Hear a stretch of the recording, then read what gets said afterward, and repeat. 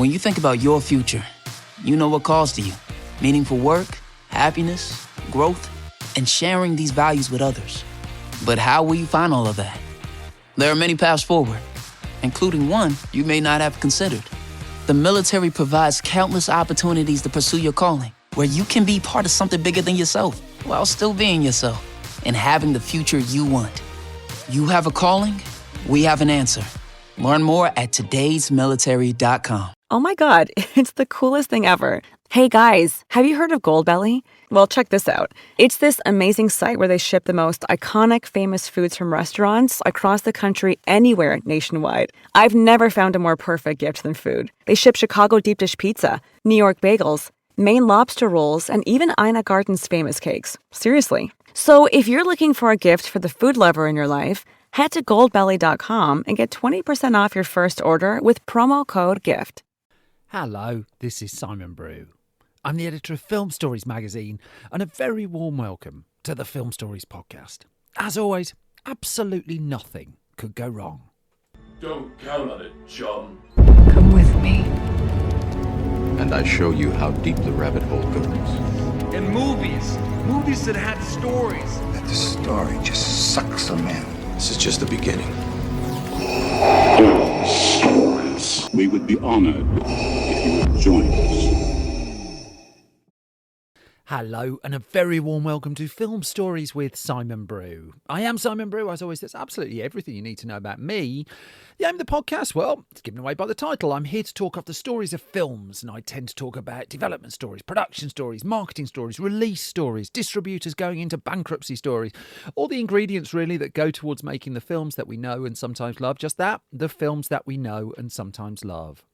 The films I tend to cover on this podcast lean more towards the mainstream than anything else. They're films I'm interested in or invested in to some degree. Try not to do snark. I try not to punch down. This podcast is a celebration of cinema and a real appreciation that somehow, films manage to get made. Each episode of Film Stories, I try and concentrate on two different movies and the stories behind them, and I'm going to crack on with that, if that's all right with you.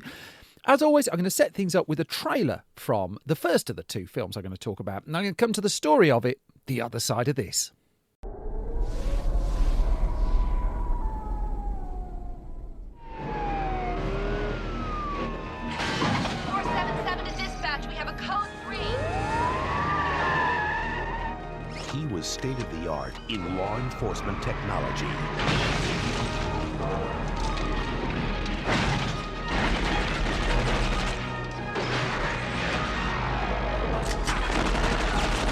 Called for backup. But the system thinks he's become too independent. He disobeyed a direct order. I want to know why. His friend was in trouble and he made a judgment call. Too unpredictable. They're saying he's gone underground. Oh, there goes our PR budget. Too human. We have a warrant out for the arrest of RoboCop. Now the system's out to get him. Because he's fighting for the people.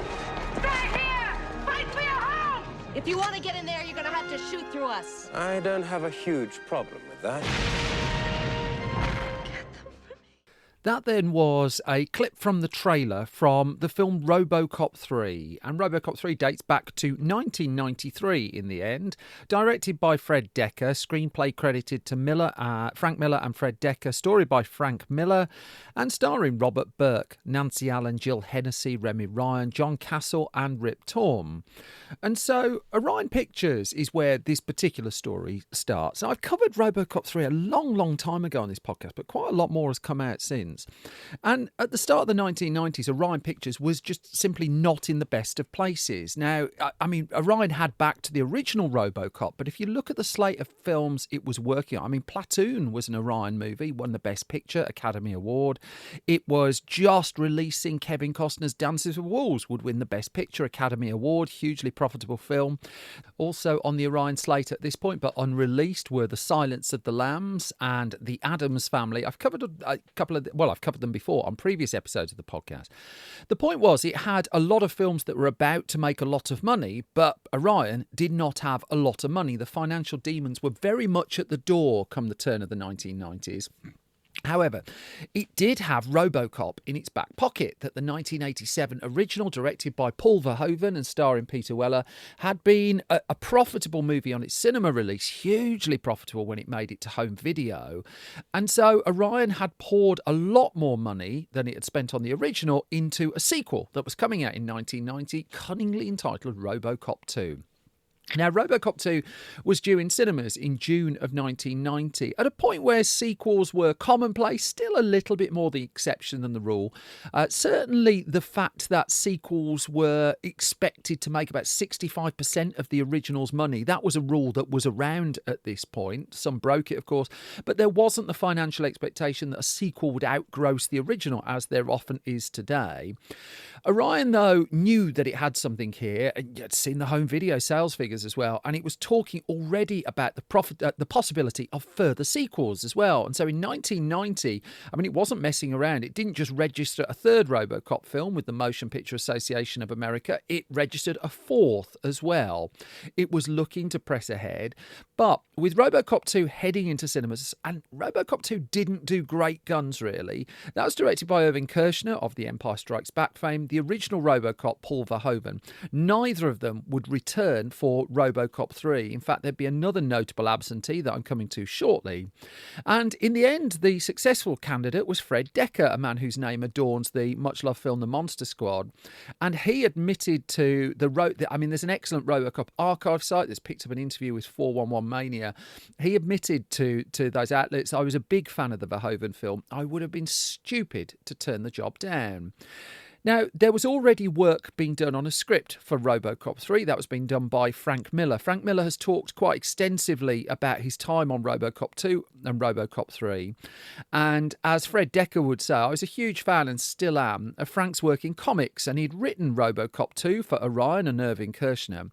When they brought me aboard, they had a script Frank had written for RoboCop 3 that they really, frankly, weren't all that interested in making. And Fred Dekker said that, there's so much wonderful stuff in this. Let me sort of dust it off and make it what you want it to be, which is a little bit more kid-friendly. Now, I'm going to come to that point a couple of times over this story, but Fred Dekker, right from the offset, has said that in retrospect, this was a fatal choice. His words, a fatal choice, because I realised that the character and tone of RoboCop is really action and cynicism first and heart second.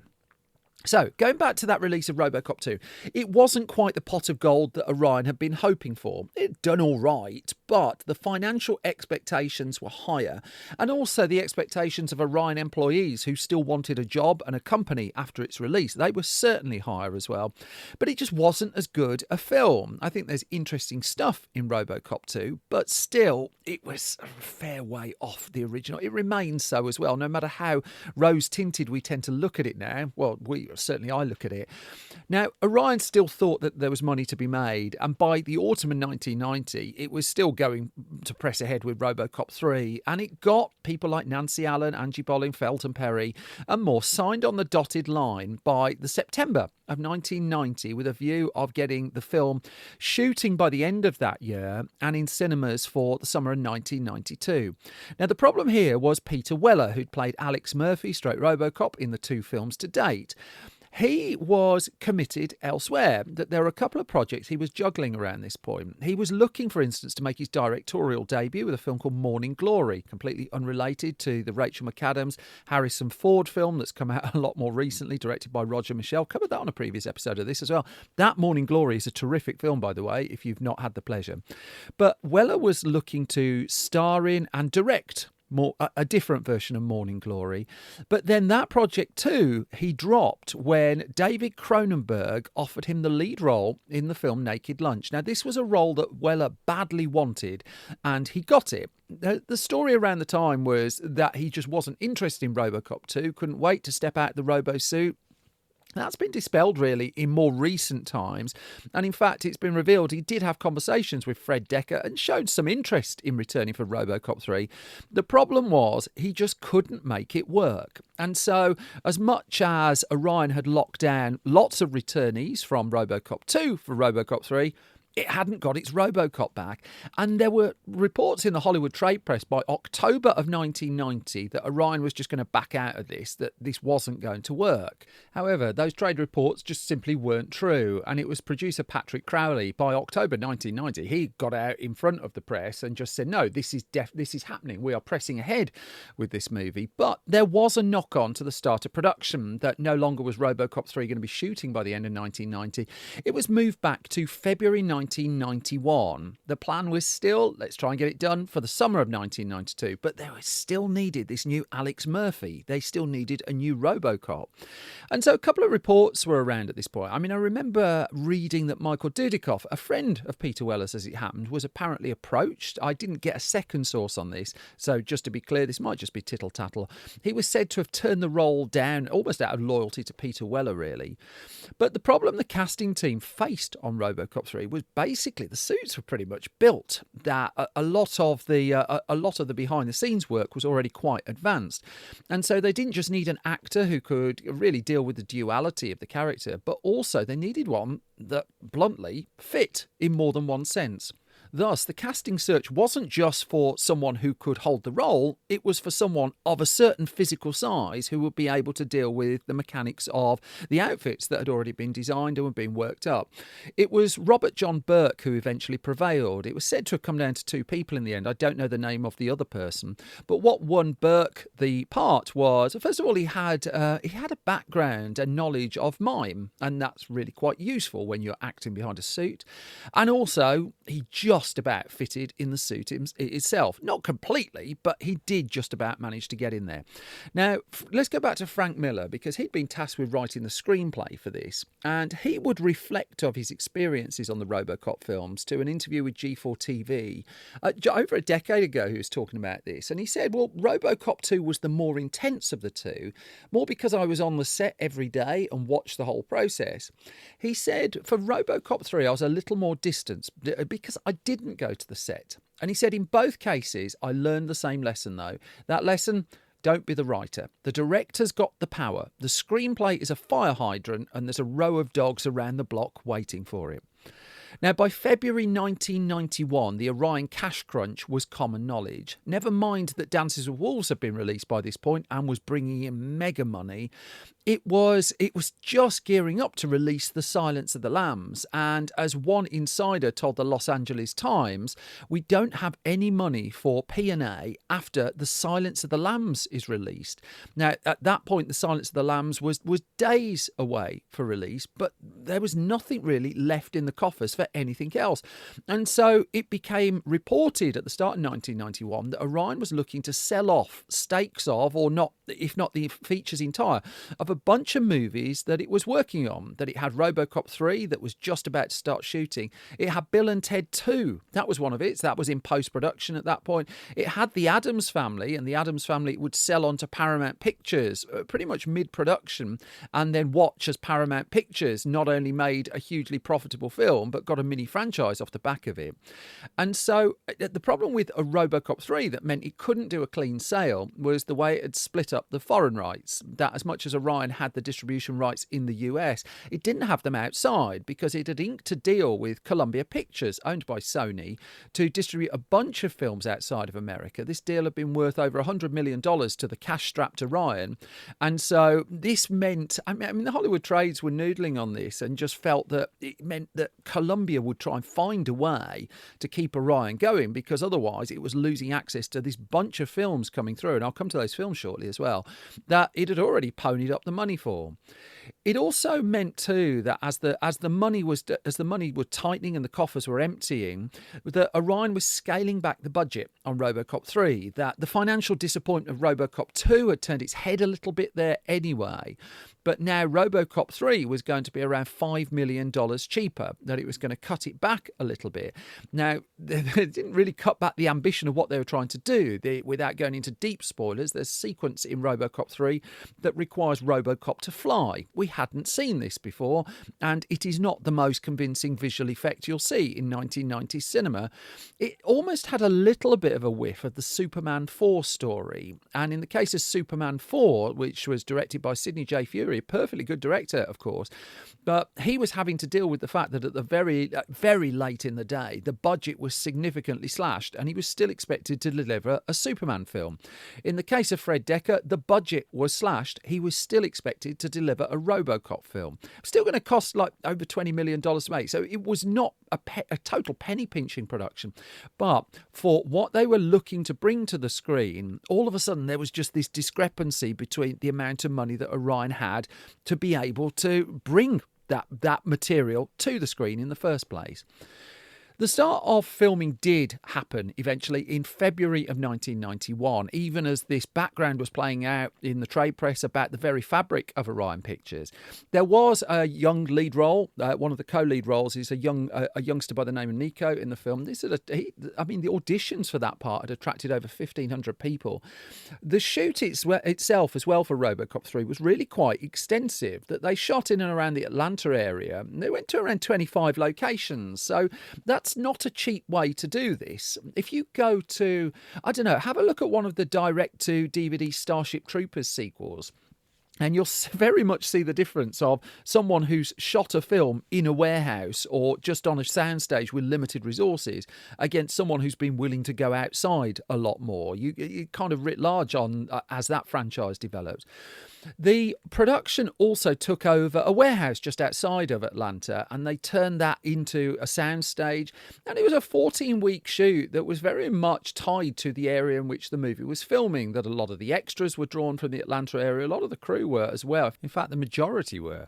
On the set itself, too, there was Fred Dekker trying to realise a RoboCop film, and he wanted to go back a lot more to the look and feel of Paul Verhoeven's original movie, not unwisely, I'd suggest as well, not least for the design of RoboCop, because the first sequel had changed the makeup of the suit a little bit, and I remember watching it for the first time and thinking the suit's gone a bit blue, and right to this day, now we've had 4K remasters of RoboCop 2, the suit does indeed have a bit of a blue sheen to it. Well, that had to go. There was a practical problem with the suit, though, that as much as you could redress the exterior, there was no getting around the fact that the measurements were for a different actor. It was manufactured and created on the assumption that Peter Weller would be wearing it. And as much as Robert Burke was in the ballpark of Peter Weller's body shape, he was not the same shape. And so Robert Burke found this really quite uncomfortable. He was in the midst of a clunky suit that was made for a smaller man. And stepping into the RoboCop suit anyway was not the most comfortable filming experience, but when it doesn't quite fit you, well, it made it even more difficult. Now, Fred Dekker also had other challenges because he was working against Orion's frugal finances, but also he was working against the Orion decision to broaden the audience for RoboCop. Lots of people watched RoboCop underage. I obviously would deny being one of those people. This character had a lot of appeal beyond the 18-plus audience that the UK certificate particularly restricted it to. And what Orion wanted to do was try and tap into that a little bit. If it made the film a bit more family-friendly, it was ahead of the game here. Went PG-13, went for a 12 certificate for a RoboCop film. The thinking was it would get a much broader audience. This is thinking that was 10 years ahead of anyone else doing it. And so it almost arrived at the right answer financially, but way, way, way too soon. So this meant for Fred Dekker that there were boundaries really on what he could put on screen, that this was going to skew a lot younger just in terms of appeal. And if you look at some of the outright violence in Paul Verhoeven's original film, not least the director's cut, it is nowhere near a PG-13 or a 12 movie. RoboCop 3 had to be. Now, the movie wrapped up shooting by the end of May 1991, and this is where it hit another period of real difficulty as Orion, which at this point had also released The Silence of the Lambs to huge commercial and critical success, it was now definitely heading for bankruptcy. Lots of films were suddenly in limbo, and for the back end of 1991, it was just trying to keep the company going that the management of the firm were in deep trouble, and bankruptcy was confirmed in the end at the the end of the year, December 1991, at a point where Orion was trying to sell itself on to New Line Cinema unsuccessfully. New Line at that point was reaping the benefits of the Nightmare on Elm Street films, but was not owned by Warner Brothers as it is now. Just months after Orion was put itself into bankruptcy, it won another Best Picture Oscar for The Silence of the Lambs. The host, Billy Crystal, made jokes about this on the stage of the Academy Awards, just how Hollywood was almost incredulous about this really successful independent firm that had made 3 Best Picture winners in, 7, 8 years, low-budget films that had really delivered at the box office, was on the verge of going out of business. It took 11 months for Orion to exit bankruptcy protection. Now, in that period, 11 months, which ran to November 1992, obviously films couldn't be released. RoboCop 3 was not released in the summer of 1992, even though it's pretty much finished. Also, by the time the firm exited bankruptcy protection, realistically, it was a shell of what it was. That the filmmakers, the staff, the creatives, the vast majority of them had gone elsewhere. They couldn't afford, got bills to pay. You couldn't afford to wait 11 months for this film to come, for this company and its films to come back to life. Now, movies that were affected in the midst of all of this, there was the comedy Car 54, Where Are You? There was Stephen King adaptation, The Dark Half, Love Field, which would get Michelle Pfeiffer a Best Actress Oscar nomination, and Blue Sky, which would get Jessica Lange a Best Actress Oscar. These were some of the films that were in limbo around this point. However, once it was out of bankruptcy protection, there was still a bunch of movies ready to release or on the verge, and it just needed to schedule those and get those going again. In the case of RoboCop 3, the actual story and plot of the movie by this point was already out there, courtesy of a deal that Orion had done with Ocean Software for a third time, actually, to produce a computer game, as they were called then, they weren't video games then, computer game based on RoboCop 3. Now, I played this computer game on the Commodore Amiga. It's a really terrific game as well, really ahead of its time again, but it did kind of reveal, RoboCop's going to fly then. There's this plot, there's that plot point, and the video game, computer game, whatever you want to call it, was out at the end of 1991, nearly 2 years ahead of the UK release, in fact even further than that, of RoboCop 3 itself. Now, Orion was still looking to try and find ways forward. In April 1993, in fact, it inked a deal for a RoboCop TV series over which it wouldn't have a lot of creative control, but it would be able to take some money. The idea of that was get that going in January 1994. Peter Weller was sought out apparently to reprise his lead role in that. Didn't happen. And there was a spin-off there, an animated spin-off. There were ways that the RoboCop character was basically being used to bring in a few extra funds. But then there was also this movie, RoboCop 3, which at one point was scheduled for release on July the 16th, 1993. Now, that was, the summer of 1993 was an incredible time for blockbuster movies. Living through it was quite something. That blockbuster season started with the likes of Cliffhanger, for instance, and then it was Jurassic Park, and then it was Last Action Hero. Say what you like about it, I still think that's a pretty good film. The Firm, In the Line of Fire, The Fugitive, the hits just kept coming and coming and coming. And, Orion just looked at what it was up against, and bluntly, it blinked. It knew that it didn't stand much of a chance there. It moved RoboCop 3 in the US to November of 1993. It would be the first of the Orion post-bankruptcy release of movies that had stalled, really, when it started to sort its finances out. The problem there, though, they're just mounting here, was, remember that deal with Columbia? Well, Columbia had distribution rights outside of the US, and Columbia was not hanging around for the American release of the film. As such, RoboCop 3 actually debuted in Japan in April of 1993. It proved to be quite a successful release in Japan as well. The critical response around this point, most of the reviews came around the US release of the film. The critical response was fairly down the line. This is the weakest of the RoboCop films, that it was not doing anything particularly new. All the freshness, all the bite of Paul Verhoeven's original, that seemed to have gone. What on earth were they doing? You know, I mean, that seemed to be the general consensus of RoboCop 3. It was not a liked film at all. And then going to the core audience of the movie, taking the violence out was a decision that were on the ambitious side. It also goes against the fact that 12, 13-year-olds are watching 18 certificate movies as much wanting the violence as anyone else. And so once you take that out, I mean, there's another bunch of 18 movies that they can ask their parents to rent from the video shop or sneak a viewing of at someone's house. And so RoboCop 3 was working for neither the loyalists nor the intended new audience. And thus, the problems were kind of building for the movie.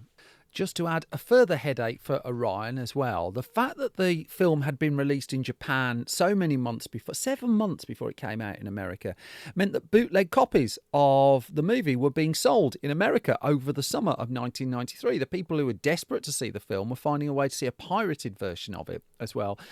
And so you had this perfect storm of problems just mounting up. And the only hope left was, could the box office save the day? Would people turn out in great numbers when it finally made it to America with the movie? And could Orion bank itself a really nice Christmas party? To which the answer was a very, very, very big no. It finally opened in the US November the 5th to the 7th, 1993, was that opening weekend, third place with a pitiful $4.3 million opening weekend. Well below Orion's expectations and also its hopes for the film.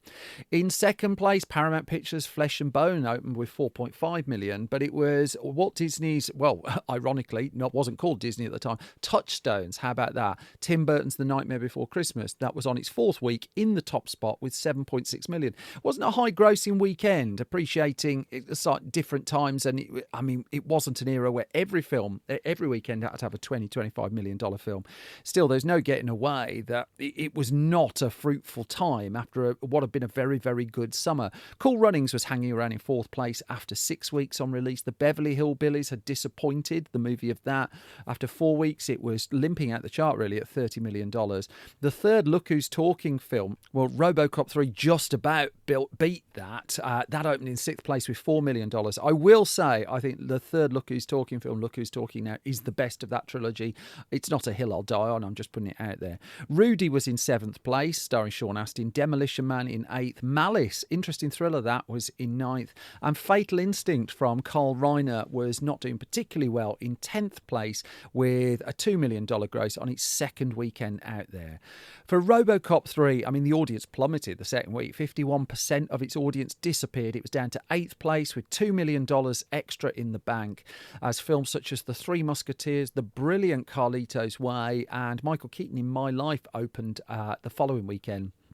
By the weekend after, RoboCop 3 was just gone. It just was nowhere near the top. I'm looking at a chart here that lists the top 16 movies. Nowhere in sight. Paramount picked that weekend to release its second Addams Family film, Addams Family Values, a terrific film that didn't actually do particularly well. RoboCop 3 was outgrossed on its third or fourth weekend on release by Jurassic Park on its 24th weekend on release. Quite something. The final total for RoboCop 3 in the end was just a pretty miserable $10 million in the US. A real disappointment there. I don't think we got the film in the UK actually until the following year even. But still, the box office for RoboCop 3 wasn't a disaster, primarily because it topped the charts in Japan for a month. And so this film that cost $22 million in all to make would gross worldwide $47 million. So not awful. I did really well in France as well, for instance, but also far below what all concerned wanted or expected it to be or do, particularly after the sheer success of the first movie. Now, let's go back to Fred Decker to round this off, because going back to that interview he gave to Showbiz 411, he just said that, when he was reflecting on the film many years later, he said, for one thing, my enthusiasm for Frank Miller's story blinded me to the fact that the basic idea, RoboCop sides with the homeless against the big bad corporation, was very left-wing at a time when the country was very right-wing. He also said that he was a big fan of Hong Kong action films. I mean, he was citing the work of Jackie Chan and John Woo, and he said, I wanted to emulate them with the Otomo character that you see in RoboCop 3, but, quote, unfortunately, I lack the budget and the tenacity to get a Hong Kong stunt team to bring that style to an American film the way The Matrix did years later. He reflected, I was under orders to make a kid-friendly RoboCop, but I admit that much of the humour in the film doesn't work and the finale is lame. Now, for Fred Dekker, this would have a real impact on his career as well. I mean, someone's got to carry the can. It's usually the director somewhere along the line. And there is a notable gap in his filmography. So to this point, I mean, he'd penned the script for films such as House and The Monster Squad, which he'd also directed. Ricochet, really interesting thriller starring Denzel Washington. He'd written that as well. He wouldn't be credited with another screenplay until 2018's The Predator, a difficult film that I would suggest. He did rewrite work on Demolition Man, on Lethal Weapon 4, on Titan 8E he was said to have done as well, and he circled other movies as well. But it wasn't until he landed a gig writing for Star Trek Enterprise in the early 2000s that he was back on the radar of Hollywood and of corporations. And he was asked about that, and he just said, after RoboCop 3, I was lying in the corner in the fetal position, licking my wounds with all the RoboCop 3 reviews nailed with bloody handprints on the wall next to me. And he said, show business is very unforgiving. If you make a piece of kit movie, that must be what that said, that does hundreds of $1 millions, you're guaranteed a career. If you make a movie that's not well regarded or doesn't make its money back, people are a lot less willing to go to bat for you, as it certainly proved with Fred Dekker, and also as it proved with the broader RoboCop franchise, which came back to life over 20 years later, around 20 years later, with a reboot that got a kind of mixed response. I'm really quite fond of it, actually. There is, to this day, talk of a RoboCop returns, but it's just, even now, it's been like 4 or 5 years since we've had any kind of substantive news on this. And RoboCop might just be one of those franchises of one good film, one really good film. In fact, one flat-out classic film, and a bunch of sequels with some interesting ideas, perhaps, but never really quite nailed them. In the case of RoboCop 3, the odds were clearly a lot more stacked against the movie than most, but still, there's no arguing that the end result didn't really measure up either to expectations of fans or to the corporations really. This episode is brought to you by LifeLock. It's tax season, and we're all a bit tired of numbers. But here's one you need to hear. $16.5 billion. That's how much the IRS flagged for possible identity fraud last year. Now here's a good number. 100 million. That's how many data points LifeLock monitors every second. If your identity is stolen, they'll fix it. Guaranteed. Save up to 40% your first year at LifeLock.com/podcast. Terms apply. Behind it. Which brings me to the halfway point of this latest episode of Film Stories. As always, thank you so much for listening, and thank you for your time. Your support of this podcast, particularly at the moment as I'm going through a whole lot of stuff behind the scenes, is massively appreciated. If you really, really, really want to support this podcast even more, and I'm grateful for what you've done so far, so I know I'm taking the rise a little bit, there's a couple of ways that would be really helpful. Financially is a good one. If you go to patreon.com/SimonBrew, you can find out, in exchange for putting some money in the pot there, you find out what we're up to behind the scenes. You get the podcast early pretty much every week. You get the ad-free version of it as well. I'm going to start adding a couple of extras in the midst of the Patreon as well. It's just life has thrown some boulders in my direction, as I suspect it has for many of you. Costing you absolutely nothing is to leave ideally a hugely positive review at your podcast home of choice. Likewise, if you wouldn't mind subscribing to this podcast, costs you nothing at all. Really helps with the algorithms and the weird charts that seem to bear no relation to what's actually going on. Stuff like that is really invaluable to independent podcasters who can't ring Apple up and say, put us on the front page. Although if anyone has the right phone number, I am all ears. I also have print magazines. I'm actually in production on the new issue of Film Junior, which is the only print film magazine I know of for young film fans that's also primarily written by them as well. We've banked a whole bunch of interviews for it I can't tell you about just yet, but I'll be telling you very loudly about in due course. And then in early August, we're planning to release issue 51 of Film Stories magazine, another 168 pages, which we're furiously filling at the moment. More details on that shortly, as well as details on 2 more live events that I'm putting on in Birmingham in September and October. You'll get details of those on the Patreon first anyway. One of them I'm expecting to sell out really rather quickly. But that's enough parish notices, really, isn't it? Let's get on with the second of the 2 films I'm talking about in this episode of Film Stories. Around the same time as RoboCop 3, as it happens. Very troubled production, all sorts of shenanigans here. Let me play you a clip from the trailer. Come to the story, the other side of this.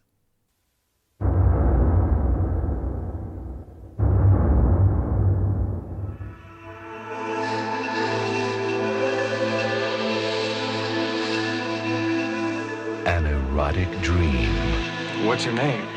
She's Helena. From which he cannot awaken.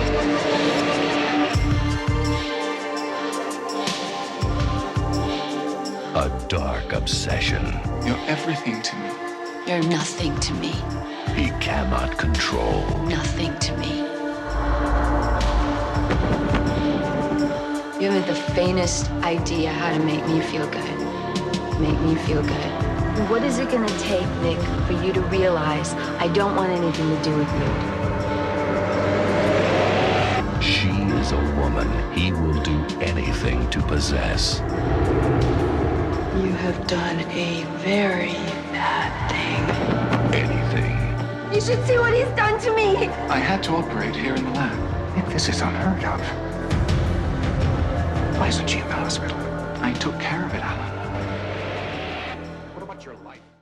That then is a clip from another film that came out in 1993, in this case Boxing Helena, directed and screenplay credit to Jennifer Chambers Lynch, story by Philippe Calland, and starring Julian Sands, Sherilyn Fenn, Bill Paxton, Art Garfunkel, Betsy Clark and Kurtwood Smith. A really infamous film of the early 1990s this, but not necessarily for the film itself. So let's go back to Jennifer Chambers Lynch, who had grown up around her father David's movie sets. And so, for instance, she was a toddler on the set of the seminal David Lynch movie Eraserhead. Movies were very quickly in her blood. She was also writing, and she sparked a passion for poetry as well.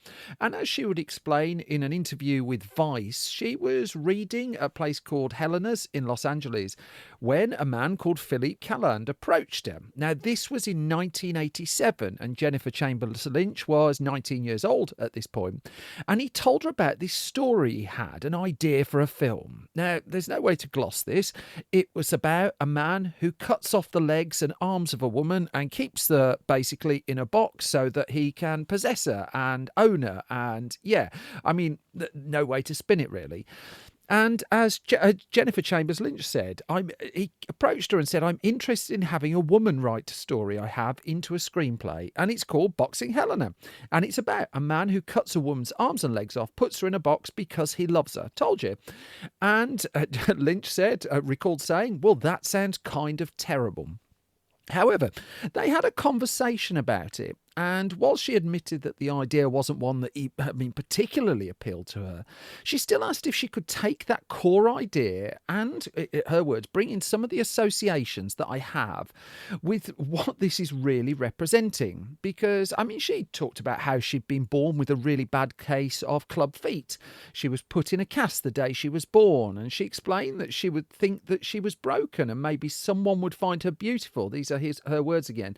And so I've simplifying it a little bit, the core thing here is she took the nucleus of this idea, the Boxing Helena idea, and put a different perspective on it and started fashioning that into a screenplay. Still late teens, and by this point just edging into her 20s. And the idea was this would be a low-budget production and she would write and direct the film. Now, what turned the landscape a little bit was the phenomenal success of Steven Soderbergh's breakthrough 1989 indie hit Sex, Lies and Videotape. Not least for putting Steven Soderbergh on the map, but for the rocket fuel it gave to independent films, because here was proof that an independent movie could cut through into the mainstream. And, the film itself was hugely acclaimed, but also Soderbergh has continued to make films for decades. really off the back of breaking through with such a high-profile independent film. It turned into a bit of a sensation. And so it became a magnet. Other people were looking for their own sex lives and videotape. And so Lynch would pen her screenplay. And she said, the moment I sat down to write the screenplay, I knew this wouldn't be everyone's cup of tea. She is not underselling that particular statement, to be clear. And so the script, well, as she reflected to Entertainment Weekly, she said there are a lot of very powerful images in the idea of a woman in a box. It's about being a victim. We're always boxing ourselves and other people into things. And so the script was completed and they knew that this was going to be a tough sell. And so it proved, because who's going to put money into such a... I mean, I think we could comfortably call it a niche idea and a niche project. And it was 2 years, really, of shopping the project around to producers and studios before they got any kind of bite. And so even if the script had been particularly mainstream, it was going to be a tough sell. A first-time director, particularly a young director as well. And as Lynch herself said, I was young, I was female, I had plenty of notches against me. I should note that Hollywood was hardly pouring money in the direction of female directors in the early 1990s. You could argue it's barely doing it still today. And so her script went out and this idea that she would write and produce. And so, I mean, producers were looking at it and just saying, well, why don't you turn it into a horror movie? Why does it have to be this weird offbeat love story? And as Lynch said, they wanted chainsaws and needles, which wasn't something I thought it should become. Quite a few just turned her down flat, and as she told Entertainment Weekly, without saying they hated it, they politely asked how I expected to get this project on the screen.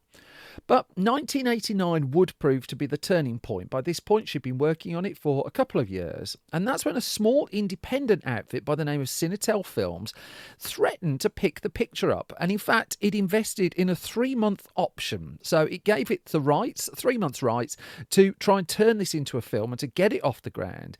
Cinetel eventually would back out, though, and wouldn't renew that option when it felt that even then, even for a small indie, the material was just too difficult for the company. But then another producer came in who saw something in it, a man called Carl Mazzaconi. We're going to come to him quite a few times in this particular story. He had a company, Mainline Pictures, various projects in development. Hadn't got one over the line at that point. And as Mazzaconi would tell Entertainment Weekly, I knew if I made this movie, it would be like picking up my desk chair, throwing it through the window and getting a flare gun that says Mainline Pictures is open for business. Well, sort of, as it turned out. So Carl Mazzaconi was, at this point, in his 30s, and he acquired the script for the film in 1989, and the plan was get the film up and running in Atlanta relatively quickly. So we've already got some crossover with the first of the stories I told in this episode of the podcast. Another crossover coming shortly as well. Now, Mazzaconi, at this stage in his career, I mean, he wasn't a novice to the film industry, but he'd been associate producer on a well-received TV movie from 1984, for instance, The Night They Saved Christmas. But this was a clear escalation to getting a feature off the ground that he would produce through his company. And then it looked like this was going to be a really high-profile independent film. Now, the first in, if I got the chronology of this right, I think it was Ed Harris who signed up first in the middle of 1990, that he was interested in taking on a role. Eventually, he would depart when, I mean, it just went on and on and on without the cameras rolling. But for a point there, he signed a pay-or-play deal in the middle of 1990 to appear in the film. Now, a pay-or-play deal, if you're unfamiliar, it basically means whether the film happens or not, Ed Harris is getting his money. Spoiler, that's basically what happened as well, or whether he ultimately got it in the end is unclear, but he was certainly entitled to it. But the real coup was getting Madonna to agree to take the lead role in the film, the title role, Boxy Helena, starring Madonna, who wasn't taking that many film roles. I mean, in 1990, she appeared, co-starred in Warren Beatty's Dick Tracy movie, one of her highest profile film roles to that point. And so she was going to star, Ed Harris was going to co-star, but then 4 weeks before production was going to begin, Madonna backed out. So we're at the end of 1990 here, and Madonna had been doing wardrobe fittings and such like, and she just decided, for whatever reason in the end, that she was having a change of heart. This wasn't a film she wanted to make. Now, Carl Mazzaconi would tell the Los Angeles Times that Madonna solicited us. And he said, we relied on her because she wanted the part and then she bailed, again, 4 weeks before shooting. Now, a lot of the story of Boxing Helena centres around litigation that was really the bigger story and the bigger noise around the film rather than the film itself. Madonna, interestingly, didn't attract any kind of legal action. I'm not suggesting for a minute she should have done. I don't have expensive lawyers. I'm just merely pointing out that given the next person who was associated with the film backed out, got substantive litigation in their direction, it's interesting that Madonna didn't. That's all. But as Carl Mazzaconi would explain to the Los Angeles Times, we basically didn't sue her because we found someone else. Now, there was a ramification to Madonna dropping out and production having to basically shut down for a bit. That 100 people were said to have lost their jobs. And I mean, the film lost about $750,000 in simple costs when Madonna stepped away. However, I mean, move to January 1991. Ed Harris is still on board. You've still got Jennifer Chambers Lynch. You've still got the script. You've still got the intent to make the film. But in January 1991, as the Los Angeles Times reported, this was when Lynch walked into the office of Kim Basinger's production company, her production office, with what Basinger thought, according to reports, would be an interesting, quote, albeit twisted script. And so this was the first time she met Lynch. And as Basinger would reflect, when I read it, I looked at the imagination. I remember thinking, was this some story, somebody's bad dream? And she said, like most actors, I always look for new writers with different material. And I thought this was another woman trying to make it in this town. Give her a chance, I thought. She seemed to know what she wanted. It was refreshing to see her enthusiasm. So here's where it gets a bit sticky, because in the spring of 1991, Kim Basinger was said to have verbally agreed to take on the lead role in Boxing Helena. This is something she heavily contested, but for the purposes of this story, that was reported around this point. Basinger would say she'd never ever met producer Carl Mazzaconi, but once Mazzaconi had got her, and you know, he would have met agents anyway. That's not massively uncommon. And he moved quickly once he got Basinger's involvement in the film to sell overseas rights based on her being the star of the picture. That now, with a big name attached, he could sell distribution rights around the world off the back of her name. And apparently, allegedly, that's what he did. Nothing unusual about that. However, Basinger wasn't particularly sold on the material, and after consultation with her agent, she decided to back out. Now, to say that the producers of the film weren't happy was no understatement, and they vowed to take her to court. Listener, they took her to court. We are coming back to that shortly. Mazzaconi would talk about it, and loads of interviews were done around this, and Mazzaconi would say, what I want to make clear is that this was no handshake deal or some agreement scrawled on a cocktail napkin. And he alleged that on February the 27th, 1991, all deal points were reached and memorialised on a deal memo. After the deal memo, he said, we started to exchange long-form acting service agreements. After 7 drafts of long-form agreements, we reached the execution copies. Her agents and lawyers were authorised to act on her behalf. And what Mazzaconi ultimately would say he went to court over was this deal memo. He says this is what the town operates on, and if a deal memo isn't worth the paper it's written on, well, why are they doing deal memos in the first place? It had been reported around the spring of 1991 that Basinger was asking for script revisions to soften the character a little bit, but on the 10th of June 1991, she was definitely out the picture. She wasn't going to star in the film. Ed Harris followed her shortly afterwards, and his pay or play contract was said to have been worth around $500,000. Again, this is for a small independent film, not one awash with money. Harris was instead drawn to the film Glengarry Glen Ross, outstanding film that is as well. But still, whilst a threatened legal action was getting underway, there was a casting gap to fill. That the idea was that they were still pushing ahead with Boxing Helena, still going to be a modestly budgeted film. And so at the end of the year, Julian Sands signed on the dotted line, the late Julian Sands, and Sherilyn Fenn, who had been enjoying the success of David Lynch's Twin Peaks, was not far behind. Off the back of their involvement, new overseas distribution deals were sealed, albeit for a lower price than previously. And finally, the whole thing could move forward. And so the filming of Boxing Helena would take place in the summer of 1992, and not much drama around that. The film was captured, it was in the can. It would start to have problems in post-production fairly quickly, however, because when Jennifer Chambers Lynch fashioned together her final cut of the film, it had to go in front of the Motion Picture Association of America. Now, the fundamental problem with Jennifer Chambers Lynch's film was it had sex in it, and if there's something the Motion Picture Association of America doesn't like, it's a bit of nookie. You can have as much violence as you like. You can blow people with guns sideways if you want, no problem at all. You think about taking your trousers or your top off, you might just be in a bit of trouble. So the MPAA hits the film with an NC-17 rating in the US. Now, this is commercial, deadly on a commercial level in the US.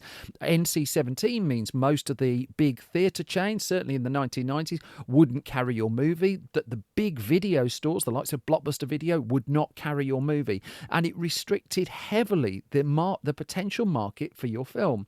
Now, Lynch and producer Philip Calland and producer Carl Mazzaconi did not take this line down, and they battled the MPAA on the rating, but it would be a very, very lengthy fight. It would take a few cuts here and there. It would take 6 months in the end before they got an R certificate for the film. Now, in that time, the film had debuted at the Sundance Film Festival in January of 1993. And so it was out there with its NC-17 cut. It's just that wouldn't be it couldn't go out like that, apparently, for a wide release around cinemas. Not that it was going to get a massive wide release, but it would have at least got something. The problem, though, the elephant in the room was the reviews of the film were not good at all. It would be fair to say in the build-up to the release of Boxing Helena that there was a little bit of concern over the subject matter of it, and that was reflected in the commercial notices that the film attracted. It did have one or two people who were fighting for it. New York Times reviewer Janet Maslin, the one half of Siskel and Ebert, Gene Siskel, he was quite positive towards the film. Most people were absolutely savage towards it.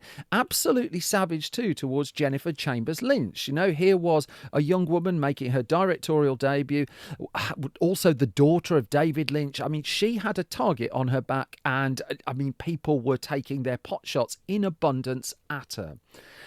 In the end, off the back of these hostile reviews, it was a fairly limited release that the film got in cinemas in September in the US. In September the 3rd, 1993, it finally opened in cinemas. The US release of the film was actually handled by Orion Pictures as well, just before it started distributing its own films again as it was coming out of its bankruptcy. Really, though, the film barely troubled multiplexes. It was released across 161 cinemas in the US, and it finished on its opening weekend in 19th place with $787,000 in takings. Not a massive screen average either, really, as films such as The Fugitive and The Man Without a Face and Hard Target and Jurassic Park, Needful Things, Fortress. This is the top 10. The Secret Garden, In the Line of Fire, Free Willy, Rising Sun. That was your top 10 pictures. You have to go some way down the chart before you get to Boxing Helena. And then the following week, you can search for it as much as you like. You ain't going to find it. It just dropped out of the chart like an absolute stone. And so the film's US total in the end was $1.8 million, and it barely scratched much money outside of the US. And so a Sex, Lies and Videotape style success, this absolutely wasn't. It then, it failed really to interest awards bodies too, apart from the really nasty awards that just go for films that they don't particularly like. I don't really want to name check them. I think we all know who they are. But the post-production beyond that and the post-release beyond that was dominated by the court case that Carl Mazzaconi took Kim Basinger to court after her apparently abrupt departure from the film, alleging breach of contract.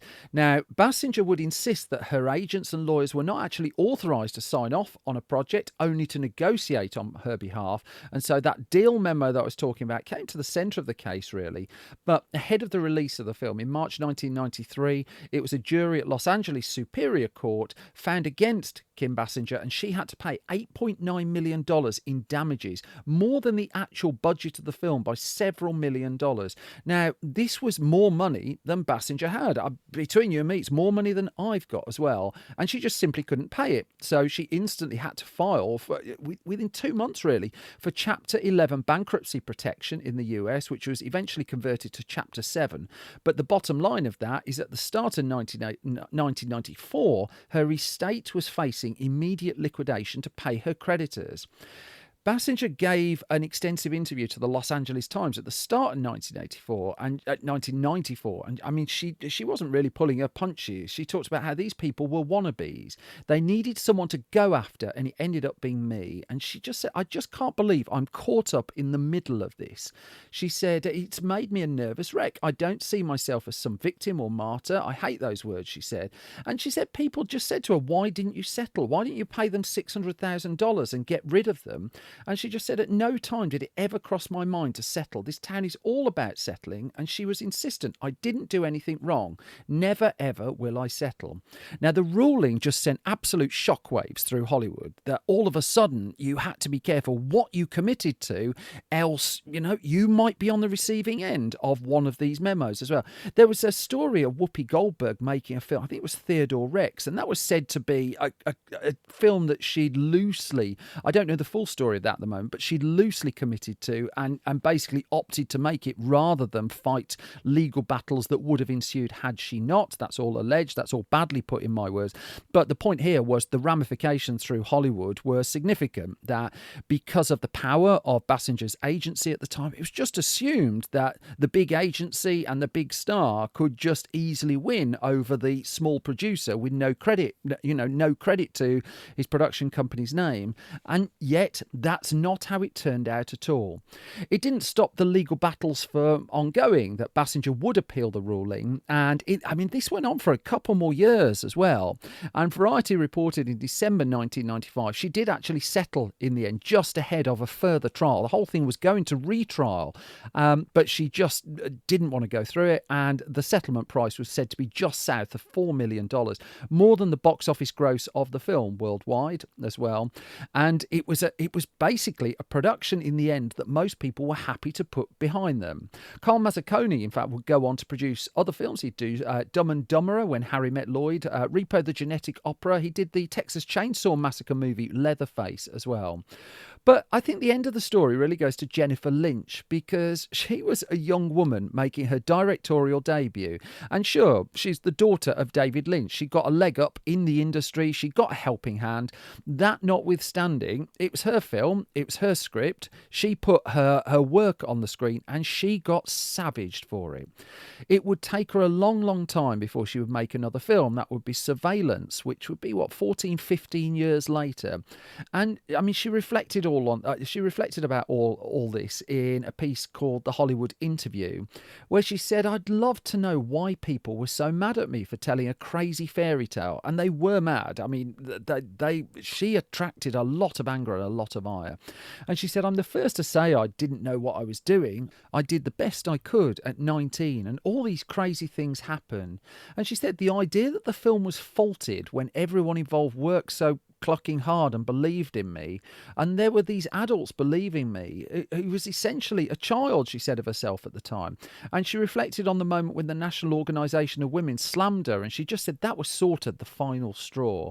And so she retreated from the industry for quite some time. And more recent times, she's been directing television, quite high profile television as well. She's been trying to get more films made. But what a baptism of fire into the film industry that was. And she just became target of the month, and thus took a lot of flack. I imagine a fair amount of damage for it as well. Kim Basinger didn't come out of it particularly well. And the sad thing about it all is, at the end of it, Boxing Helena just isn't really that good a film.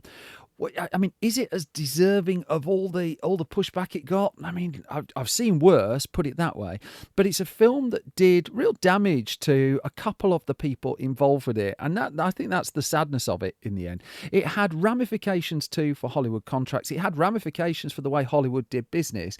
All because of an independent movie that didn't even get to $2 million at the American box office. I mean, that is certainly a case, I would suggest, where the story of the film ended up a lot bigger than the film itself. And that brings me to the end of this latest episode of Film Stories. Thank you so much for listening, and thank you for your time. If I've not bored you completely, you can find more from me on Twitter and Blue Sky at Simon Brew. You can find more from the entire Film Stories project on Twitter and Blue Sky at Film Stories. We're at Facebook. Where are we on Facebook? Facebook.com/Film Stories Online. We're at YouTube.com/Film Stories. You can find our online store with our print magazines and our Blu-rays at store.filmstories.co.uk. And if you want a clickbait free entertainment website, imagine one of those. Well, you can find one. www.filmstories.co.uk with movie news, TV news, features, reviews, mischief, mayhem. That's updated every weekday. Filmstories.co.uk. Thanks to everyone who supports us there. Now, though, I've completely outstayed my welcome, so the only thing left for me to say is to wish you very well and to wish you good health. I will be back soon with another bunch of film stories. Until then, you all look after yourselves. Take care, folks. Bye-bye.